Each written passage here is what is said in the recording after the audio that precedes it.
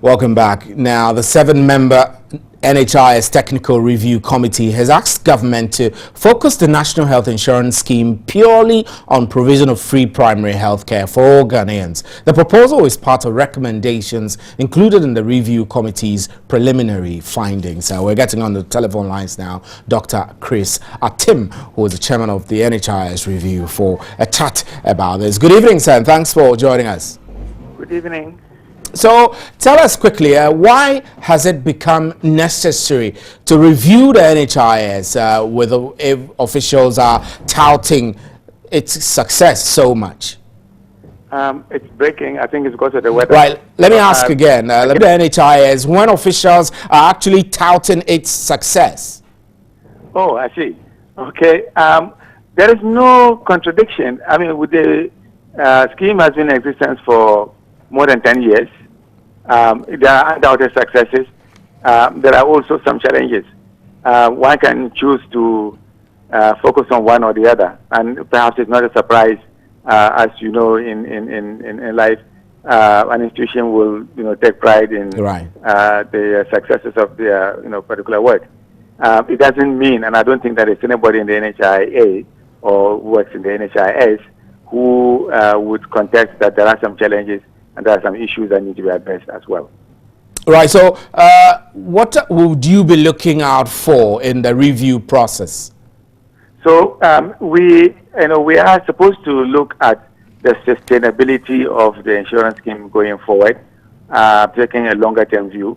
We have to look at the efficiency of its operations and its setup. Also, the equity. Equity of the services and of coverage and so on. And finally, the governance framework, including accountability and user satisfaction.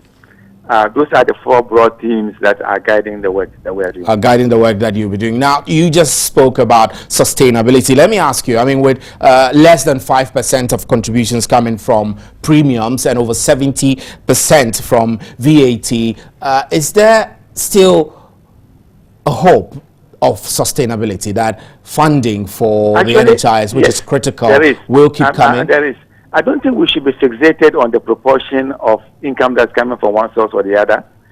If we are going to be fixated at all, I think that best practice internationally shows that schemes that are mostly funded by public taxes are more viable and more equitable than those that are based upon premium and out-of-pocket payments of any kind.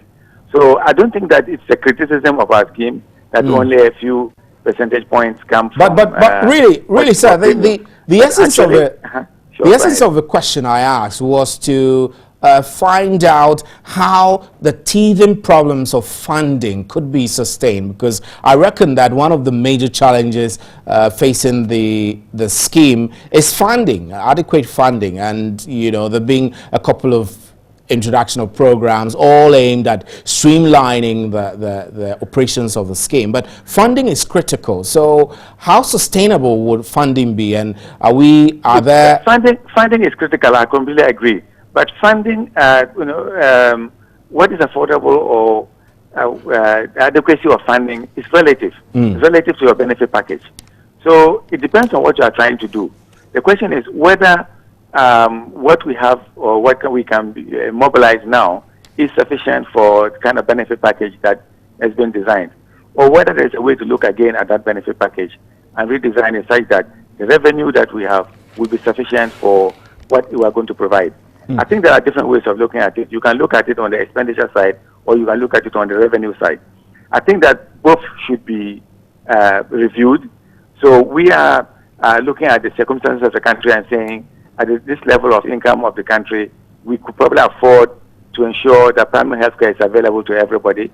We think that beyond that, then we should look at mechanisms that will ensure that our most vulnerable people they continue to have care even above primary health care level, but that there are some other forms of funding that may be necessary to ensure that there's continued funding for people who would like to have services above the primary health care level.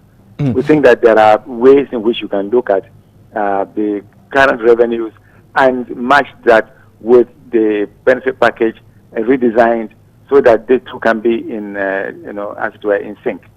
that may have been, the issue that we've had in the past, that they were not necessarily in sync. We had revenue fixed from one side, and we have the benefit package from another side. Both were actually developed in political processes that were not related to each other, and therefore there's no syncing between the revenues that we've got and the income that can be available. Right. I know that the scheme has had problems with reimbursement, fraud, wastage, and all of that. I want to find out from you whether in reviewing, the review is also going to address some of these issues, reimbursement, fraud, and wastage, and also whether... Absolutely. That comes under our efficiency objective. We are going to look at that very much. We're actually indeed doing that right now. We have actually made proposals for even short-term responses to that situation, which are currently with the government, in terms of the delayed payments of providers, which and the tariff levels for providers, which are cited by those providers as reasons for the unauthorized charges that they are putting people under, and also the fraud, which is very much widely alleged. Sometimes there is people saying that there's collusion between scheme staff and providers. And so we're actually making recommendations along those lines. And the NHIS itself, let's give them a credit, are also installing some systems that will make it difficult to carry out those kinds of fraud. So there are concerted efforts to try and address all of those issues. Right. So I want to ask you your recommendation for government to focus the health scheme purely on provision of free health care for all Ghanaians. Is this to suggest that you have found out through your preliminary review that Ghanaians are not exactly enjoying free primary health care? Despite the fact that the NHIS is expected to provide that? Only 38% or 40% now of the population that has access to NHIS benefits. That's, the vast majority who are not getting it. And what is more, our health indicators, like maternal mortality and child mortality and the 5 mortality, are abysmal. Given our income level, we should be performing far better than that. And those are areas that can be tackled with primary health care. It speaks to lack of access to good quality primary health care. That's why we have those deplorable indicators.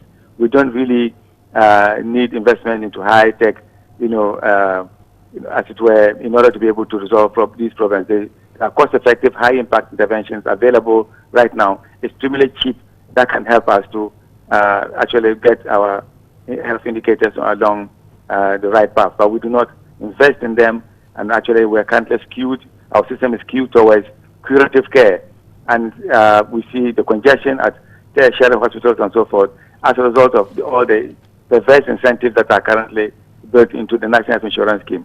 We're talking about reversing those incentives and making it possible to get quality health care at the lowest levels, which will reduce those congestions and improve our health indicators, as it were. And let me point out something. I think the term free health care is misleading. Ghanaians are paying for health care. We all pay the VAT, the National Health Insurance Levy. That is what we are talking about as the essential basis for funding this. People are paying, and they can see exactly where the money is going in the sense that it is earmarked. So this is not from the budget. This is not the general budget, sorry. It's not from, an earmarked revenue. It's not from premiums or out of pocket. It's actually from public taxes, which everybody is paying. So it isn't free in the sense in which people have understood free healthcare in the past. It is actually paid for. We're saying, since everybody is paying this VAT, it should be used to provide services for everybody, and not only for a select few based upon an additional premium, which is not even the cost of the services. Why are 60% of the Ghanaians not able to enjoy the benefits that should come from the VAT when they all pay towards it? Right, Dr. Chris Atem, we're grateful for your time on News at 10. Dr. Chris Atem is chairman of the review committee, the 7-member review committee that is reviewing, a technical review committee reviewing the National Health Insurance Scheme. You're watching News at 10.